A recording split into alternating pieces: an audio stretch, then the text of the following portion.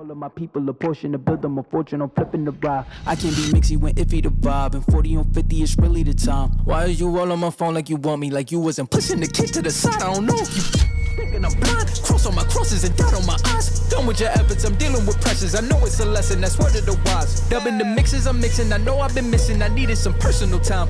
All the pictures, dimensions, I don't with your digits. I mean it, I'm staying inside. My run through the money, the pressure be calling. Left on my blessings, I feel like I'm falling. The birdie is back. Tell me I'm garbage, I'm going through something, that's why I ain't calling. Phone in progression, it's all that I wanted. The phone in affection, I summon and dub it.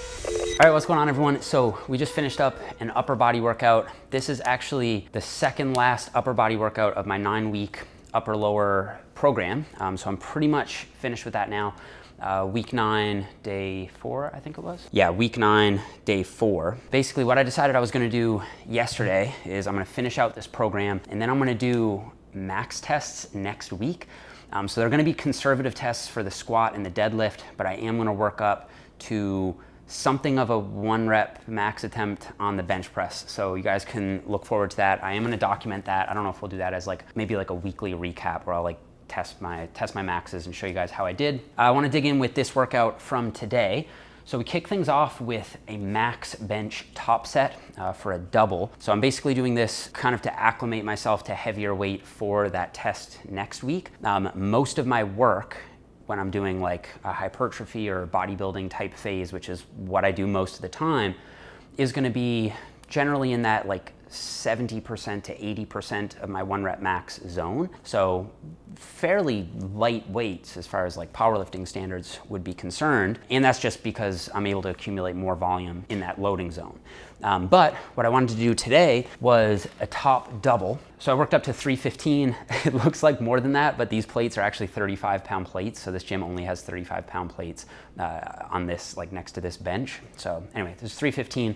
2 reps moved super smooth. I feel like I could probably have cranked out at least another 4 reps, if I'm being honest, on the bench. So hopefully my max lift will go well. I'm probably gonna work up to at least 350, and yeah, we'll see from there. But I'm basically just doing this for confidence and neural efficiency purposes, really, for peaking. This is gonna be a little bit of a tangent, but I kind of wanted to explain this. So this is more or less how this program was set up. Over here on the y-axis, we have volume, and down here we have time. So this was week 0, this is week 9. Now granted, I was traveling a lot, I got sick, and so I did take a break around the 6-week mark here. I took a little break, so I was running this program a little longer than 9 weeks, so it didn't work out perfectly like this for me. But this is how it would go in theory. So kind of start off with lower volume here, build up. In week 3, volume goes back down, goes up again, goes back down in week 6, and builds up again in week 9. So this upper body workout that I did today was the highest volume workout of the program. And so what you get every 3 weeks in this program is a mini deload, and then it builds up. So I want to talk about this now. I should say this. It doesn't go like this for every single exercise, but as a whole, this is kind of how the volume is periodized throughout the program.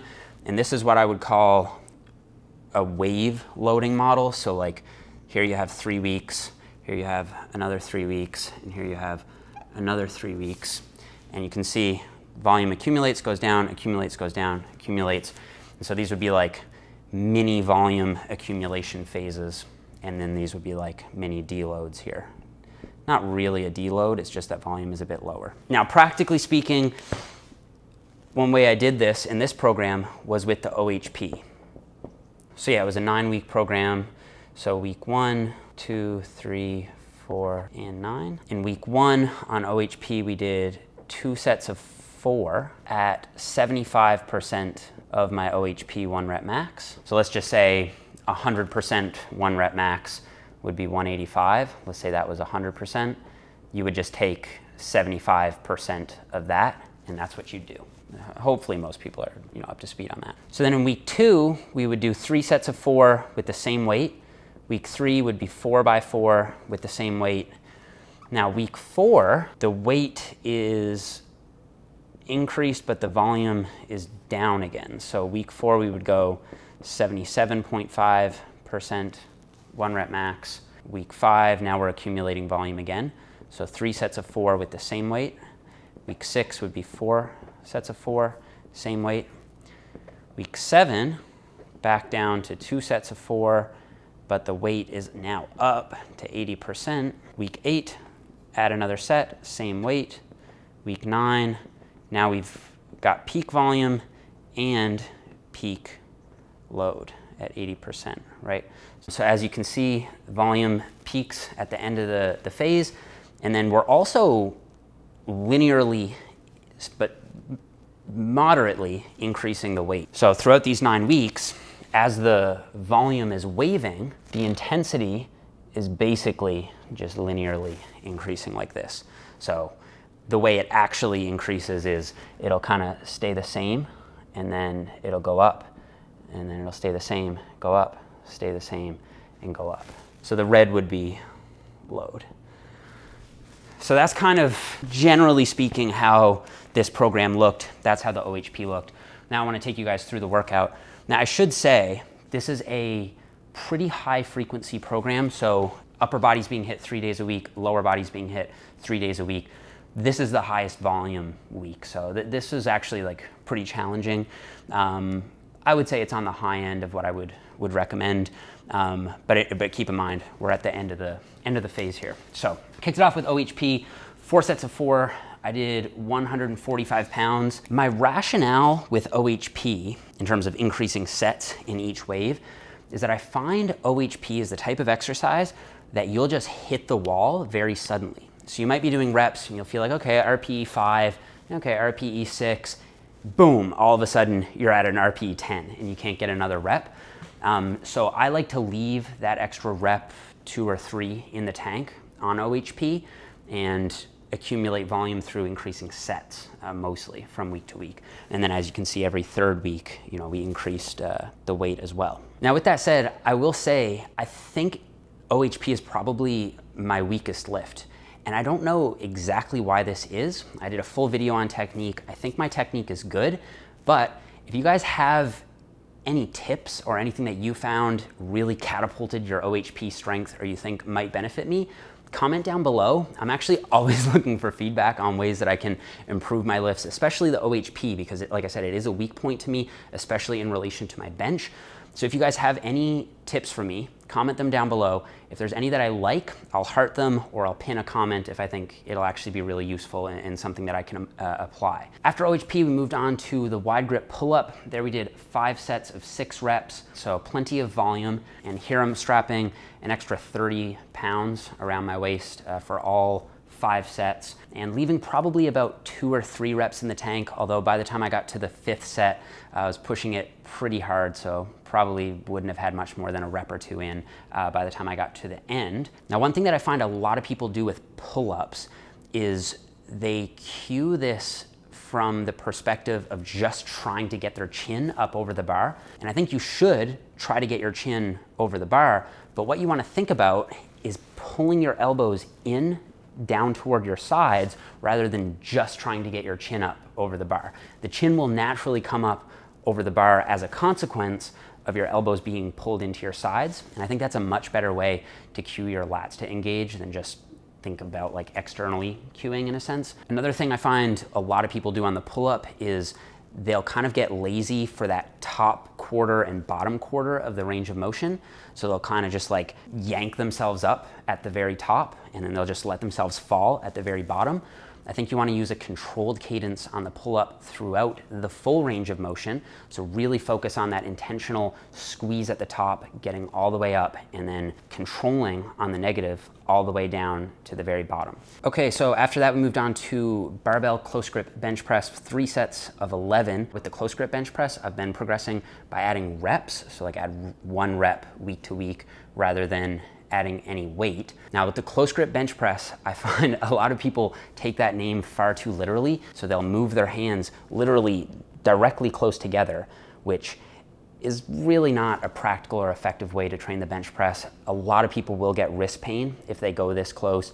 I think that for all intents and purposes, a close grip bench should be around shoulder width basically, or maybe slightly wider. So a full normal grip bench press for me is probably closer to more like 2 times shoulder width, somewhere between 1.5 and 2. So a close grip would be more like between 1 and 1.5 times shoulder width. And then also what separates a close grip bench press from a normal standard grip bench press is that you do keep your elbows a little bit more in at the sides. I find it to be a great accessory movement for helping with lockout strength on the standard bench press. You're also taking the barbell through a slightly greater range of motion, so it's good from a hypertrophic perspective there. And also I think an underrated aspect of the close grip bench press is that it's gonna train more shoulder flexion as opposed to shoulder adduction. So basically what this means is that the upper chest is gonna get more involved on the close grip bench press. So you can try this out for yourself. If you just raise your arm out in front of you, like if you did a front raise, you'll feel your upper pecs contract. When you think about what you're doing on a close grip bench press, you're more in the plane of shoulder flexion as opposed to shoulder abduction out here. So you're gonna get the upper pecs slightly more involved with that shoulder flexion. Also, the front delt also obviously contributes to shoulder flexion. However, it gets more involved as you get to greater degrees of shoulder flexion. So the front delt really starts to exert itself more here, which is why something like the OHP is gonna really target the front delt over the upper pec, even though the upper pec will be involved to some degree. With the bench press, where you're lying flat, you're at lower degrees of shoulder flexion here, right? So I think that the upper chest is gonna be quite active on the close grip bench press compared to the standard grip bench press. Also on the close grip bench press, I won't set up quite as extreme of an arch. So I'll still depress and retract my shoulder blades, but I won't do the full-blown powerlifting setup like I would have done on my top sets at the beginning of the workout. All right, after that, we're moving on to 3 sets of 10 on the bent over barbell row. Now, I did these as Pendlay rows, basically just because I find the Pendlay row really forces you to kind of hone in on your technique. It really prevents you from cheating. And also because you're roughly parallel with the floor, or you're at least much more bent over, you will get slightly more range of motion as far as shoulder extension is concerned, which means more range of motion for the lats. Also, I find that if you pull back at about a 45-degree angle, you get the perfect mix of scapular retraction to hit the mid-traps, develop that back thickness, and also shoulder extension, which is going to train the lats. And also you have the spinal erectors of the lower back contracting isometrically. So really you've got the whole back being activated with this movement. It's definitely one of my favorites. Now after that, this is something I haven't shown too much on the channel, but I have been doing it for basically this whole program. 2 sets of as many reps as possible on the push-up. So I like to do these set up with 2 plates to get a little bit of extra range of motion at the bottom. And even though I will use a fast tempo, I'm not doing these completely uncontrolled, where I just kind of let myself fall on the negative. I do control the negative and then kind of squeeze at the top of each rep. So I'm not really just like bouncing, even though it might look like I'm doing the reps kind of fast as I play them here. But in any case, the first set I did 50 reps, which when you actually control the cadence of the movement is so much harder. Like if I was doing just standard bounce push-ups, I probably could have got, I would guess maybe between like 60 to 70. But when you increase the range of motion a little bit and go to full extension and then more of a full stretch at the bottom, it makes them much more difficult. And then on my second set, I think I got 30 reps, so 50 and 30. Now, after that, we moved on to 2 sets of 30 banded pull-aparts. The main rationale here is to kind of help balance out all the pressing volume on this day. I like to have at least a 1-to-1 ratio of pushing to pulling, just for shoulder and postural health, to keep everything balanced front to back. So having these band pull-aparts in there are kind of like a prehabilitative move, but also are great for hitting the rear delts. One thing that I like to do here is not just pull the band straight apart, but also think about kind of externally rotating at the top. So the rear delts are not only going to horizontally abduct the shoulder, so basically do what you do on a reverse pec deck, they also externally rotate the shoulder. So when you kind of externally rotate at the top, I find you can get a full sort of peak contraction with the rear delts, and that's something that I find helps me get a really good mind-muscle connection there as well. Now after that, in the program, it says 3 sets of 10 eccentric accentuated hammer curls. I think this is a great movement for developing forearm strength, brachioradialis muscle right here, and also quite a bit of biceps. However, for me personally, I find I have the exact opposite problem. My forearms really tend to take over on my bicep work. So I kind of want to do the opposite of the hammer curl. So for me, I'm really focusing on supination. So what I did was 3 sets of 10 strict concentration curls with a focus on keeping the forearm supinated and also kind of driving through my pinky on the way up. And that's a cue that I find to be really helpful in taking my forearms out and really emphasizing my biceps. And I'll also take more of a loose grip on the dumbbell, because if I squeeze the dumbbell really hard, I find that my forearms can start to take over as well. And that's the exact opposite of what I want. My forearms, I find, kind of overpower my biceps a little bit. All right, so to finish out the workout, we have a upper body weak point option put in here for 3 sets of 15 to 20. So for that, I did some neck training. So I did 3 sets of 20 neck curls. So basically just like put a cap on my head, and I've still been pyramiding these because I find if I just jump into the heavy weight right away, my neck gets really cranky the next couple of days. So I'll start with just head weight, then I'll do a 25-pound plate, a 35-pound plate, and then a 45-pound plate. And one thing that I've been finding helps quite a bit is gripping the plate almost from the top of the plate. You're mashing the plate between your hands and your forehead, if that makes sense. Because if you grip the plates on the sides, you can, even without noticing it, really use your arms to help you kind of cheat the weight up. So that's something I've been doing, just gripping the plates from the top, more or less. And then also, I finally got my new neck flex in from the people at Neck Flex. You guys will know they're a new affiliate or sponsor here on the channel. And when we were in California, there was a home invasion at our Airbnb, and they stole my gym bag and my book bag. So I lost like a ton of stuff, including my Neck Flex head harness. So anyway, I actually ended up losing a nice bit of strength because I didn't have this. So I was doing only neck bridges. So anyway, I got my head harness back. I only worked up to a 25-pound plate for 3 sets of 10, which isn't fantastic by any stretch, but it feels good to be actually like loading head extension with some like decent weight again, rather than just doing bridges. So I just did 3 sets of 10 on those, and that rounded out the workout. I did another video last week showing you guys an example of a leg day from this program. I'll put that in the description box down below if you'd like to check it out. Also, I'm currently just about finished writing my next program that'll be on my website. So that's gonna be the full body program. So after I finish this program up next week and test my maxes, I'm gonna start testing the waters with the new full body program. So I'm thinking it's probably gonna be about 1 more month before it's available. And when I drop that, I'm also gonna bring back the Science Applied series and do a bunch of full body workouts. So I'm thinking I'm gonna do 5 full body workout videos in conjunction with the launch of that program. And as of right now, I've got a few people test running the, I guess, like beta version of the program.